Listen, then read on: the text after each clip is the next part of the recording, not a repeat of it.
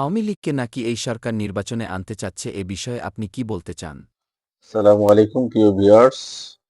আসলে আপনি যে কথাটা বলতে চাইতেছেন যে এই সরকারের মধ্যে আসলে কিছু তো আওয়ামী লীগের দোসর আছেই।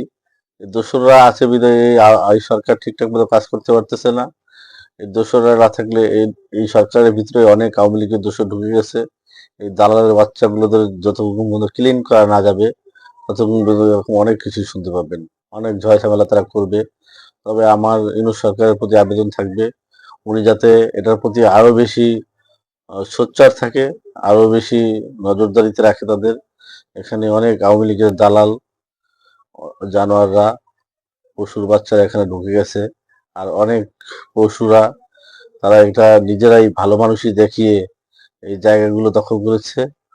দখল করে তারা এখন আওয়ামী লীগকে পুনঃপ্রতিষ্ঠা করার পায়তারা করতেছে। আসলে ওদের মনুষ্যত্ববোধ নেই। ওদের মনুষ্যত্ববোধ থাকলে এতগুলো ছাত্র জনতা হত্যার মাধ্যমে যেই সরকার পালিয়ে যায়, যেই নেত্রী পালিয়ে যায়, তাদের পক্ষে ওরা কিভাবে কাজ করে, আমার মনে হয় যে ওরা জারদ সন্তান। নাহলে কোনো দেশপ্রেমিক লোক এটা করতে পারে না। যেই সরকার পালিয়ে গেছে দেশ ছেড়ে, যেই নেত্রী পালিয়ে গেছে দেশ ছেড়ে, তার পক্ষে কিভাবে ওরা কাজ করে এখনো সরকারের ভিতরে থেকে, আমার এটা বোধগম্য নয়। ওরা আসলেই মানুষরূপী শয়তান। ওরা আসলেই কখনোই মানুষ ছিল না। ওরা বাংলার মানুষের রক্ত চোষা ওরা। ওরা রক্ত খাওয়ার জন্য এসেছে বাংলার মানুষের।